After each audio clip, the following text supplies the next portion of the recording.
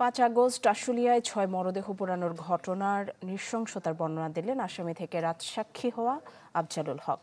বুধবার আন্তর্জাতিক অপরাধ ট্রাইব্যুনাল 2-এ এই রাজসাক্ষী বলেন, বরখাস্ত ওসি সায়েদ ও এএসআই বিশ্বজিৎ সহ কয়েকজন পুলিশ সদস্য মিলে আশুলিয়া থানার সামনে গুলি করে 6 জনকে হত্যা করে। পরে তাদের মরদেহ পিকআপ ভ্যানে তুলে পেট্রোল ঢেলে পুড়িয়ে দেয়।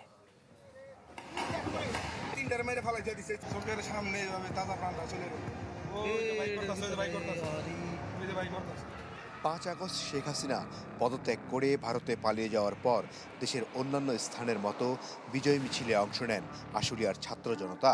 মিছিল নিয়ে থানার সামনে যেতেই তাদের লক্ষ্য করে গুলি ছুড়ে পুলিশ। নিহত হন 6 জন। পরে তাদের মরদেহ ভ্যানে তুলে পুড়িয়ে দেয়া হয়। Japan Bangladesh joint venture company JBS holdings limited.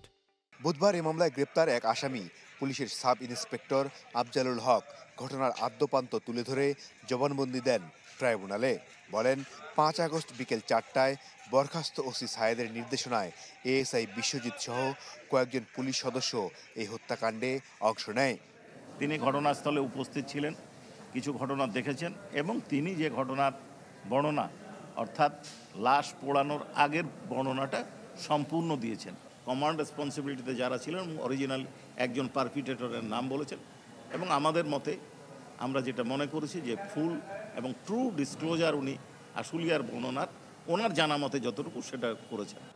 আসামি থেকে রাজসাক্ষী হওয়া আফজালুল হক আরও জানান, 15 আগস্ট তিনি জানতে পারেন পিকআপে তোলা মরদেহগুলো পুড়িয়ে ফেলার কথা।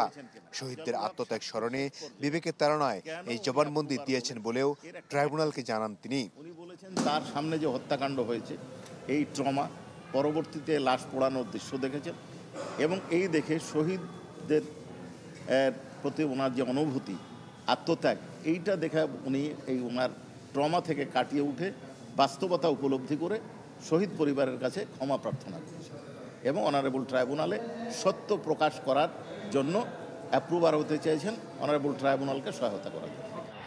আসলে লাশ পোড়ানোর এই মামলায় আসামি করা হয় সাবেক এমপি সাইফুল ইসলাম সহ 16 জনকে, যাদের মধ্যে গ্রেফতার আছেন 8 জন আর এখন পর্যন্ত সাক্ষ্য দিয়েছেন 23 জন। মাসুদুর রহমান, চ্যানেল 24, ঢাকা।